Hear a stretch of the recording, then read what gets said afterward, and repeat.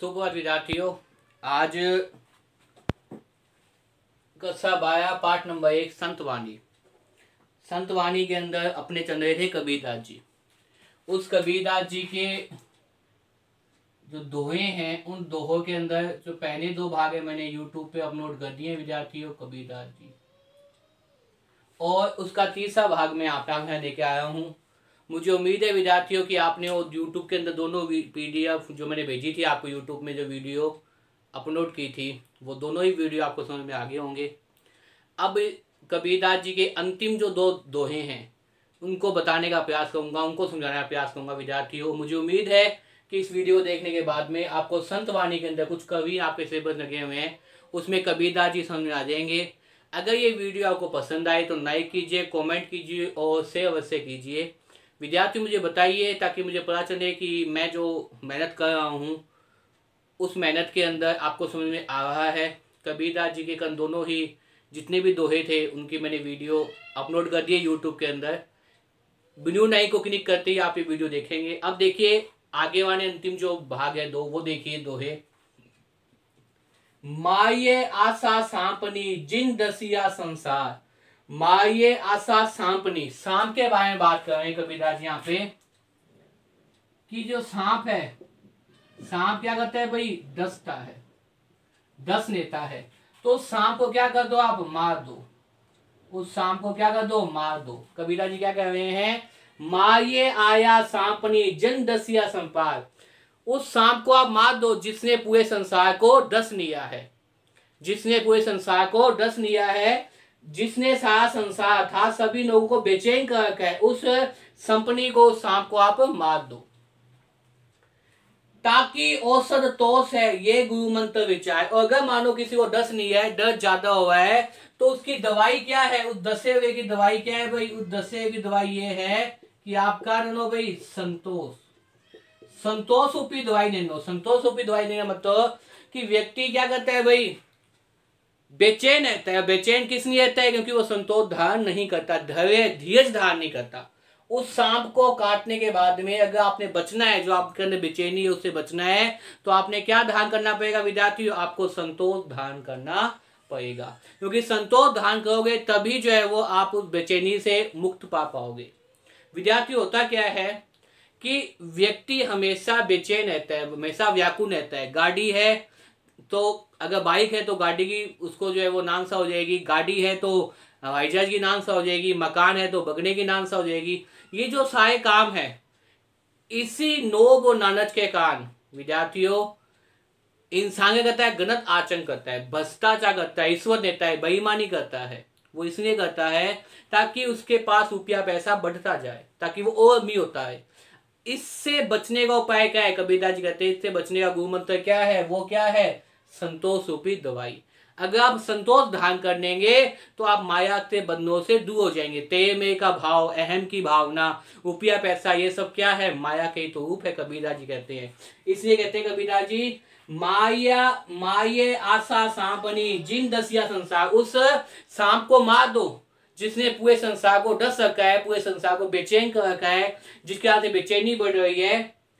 ताकि औसत तोष है ये गुरु मंत्र विचार। कबीरदास जी कहते हैं मेरा जो गुरु मंत्र वो ये है कि उससे सांप से बचने के लिए, उस डसे हुए से बचने के लिए आपको क्या चाहिए, संतोष रूपी दवाई लेनी चाहिए। तभी आप उस सांप से क्या कर पाओगे, बच सकोगे। उम्मीद है विद्यार्थियों को 5वां 6ठा दोहा भी समझ में आ गया होगा। अब देखिए अंतिम दोहा जो 7वां दोहा के सिलेबस लगा हुआ है। कागा कागो धन है कोयन कागो देत, मीठा सबर सुनाए के जग आपनो कोई नेत। देखिए कागा, कागा मतलब यहाँ पे क्या है विद्यार्थियों, कागा मतलब यहाँ पे है कोए से। कागा मतलब यहाँ पे किससे है भाई, कोवा। और एक क्या है, कोयन, जो आपके इस में है। कागा किसका, कागा कागो, कागो का मतलब यहाँ पे क्या है, किसको। कागो मतलब किसका है भाई, किसको, किसका। कबीरदास जी क्या कह रहे हैं, अब सुनिए कबीरदास जी क्या कह रहे हैं।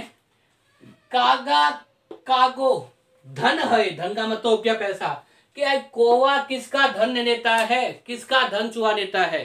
कागा कागो धन है, कौवा किसका धन चुरा लेता है। धन है का मतलब धन को चुराना, धन को ले जाता है। कोयन कागो दे, और कोयन किसको दे देती है। विद्यार्थियों, हमारे घर पे छत पे अगर कौवा बैठ जाए तो हम कोए को भगा देते हैं, और कोयन बैठ जाए तो की वाणी सुनना लग जाते हैं। तो कागा कोगो, कागा कागो धन है, कोयन कागो दे, कौवा किसका धन। कागो का मतलब कौवा, कागा मतलब कौवा, कागो मतलब किसका।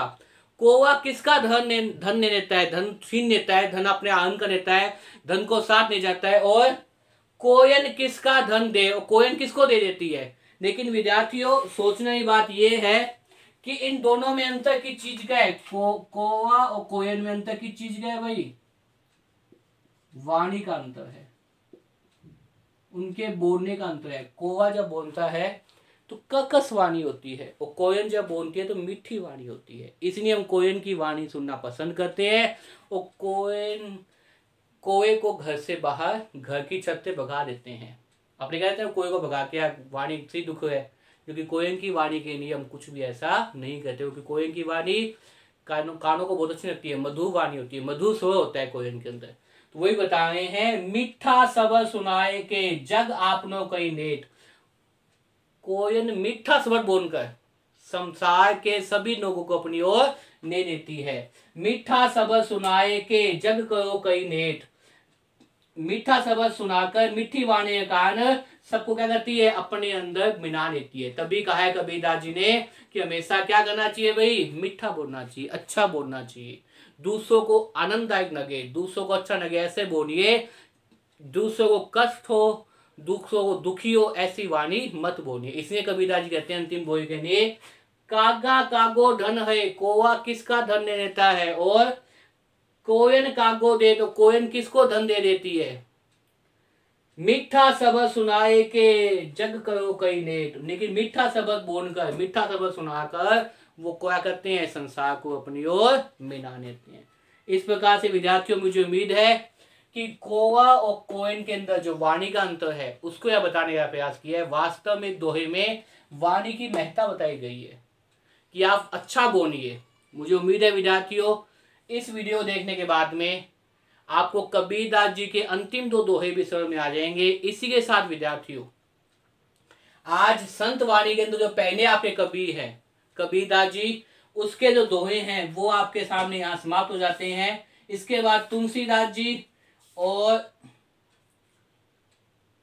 कृपाराम खींचिया, ये 2 दोहे बचेंगे। तुलसीराम जी बचे कवि और कृपाराम खींचिया, इन दोनों के हम आगे जो वीडियो है जो मैं अपलोड करूंगा उसमें आपको तुलसीदास के दोहे बताऊंगा। वास्तव में कबीरदास जी क्या थे, एक संत थे, इसे बताया गया संत वाणी। कबीरदास जी क्या थे, संत वाणी थे। और तुलसीदास ये भी क्या थे भाई, संत थे। ये भी संत थे और ये भी क्या है भाई, संत है।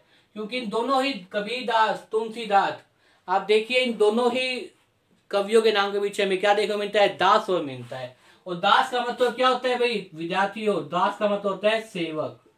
कि ये अपने आप को क्या मानते थे, ईश्वर का सेवक या दास मानते थे। ये कहते थे हम तो कुछ भी नहीं करने वाले कौन है, परम पिता परमेश्वर है। कबीरदास जी जहाँ निर्गुण पंथी थे, तुलसीदास जी क्या थे, सगुण भक्ति करते थे। कबीरदास जी की भक्ति कैसी थी, निगुण भक्ति। निगुण भक्ति का मतलब निगुण निराकार ईश्वर को मानते थे कबीरदास जी भक्ति। और तुलसीदास की भक्ति कैसी थी भाई, सगुण भक्ति। सगुण भक्ति का मतलब सगुण साकार रूप में वो राम की पूजा करते थे। तो हम आगे जो पढ़ेंगे नेक्स्ट वीडियो के अंदर वो तुलसीदास के दोहे हैं। लेकिन विद्यार्थियों, सोचने वाली बात ये है कि इन दोनों के नाम के पीछे क्या है, दास है। और दास का मतलब क्या है, सेवक। ये अपने आप को क्या मानते थे, ईश्वर का दास या सेवक मानते थे। कबीरदास जी निगुण भक्ति करते थे, तुलसीदास जी सगुण भक्ति करते थे। कबीरदास जी के दोहों में कहीं वाणी की महत्ता है, कहीं माया से बचने के उपाय बताए गए हैं। इस प्रकार से विद्यार्थियों, मुझे उम्मीद है इस वीडियो को देखने के बाद में आपको संत वाणी के अंदर जो पहले कवि है कबीरदास जी, उनके जो दोहे आपके सिलेबस में लगे हुए हैं वो दोहे समझ में आ जाएंगे। धन्यवाद।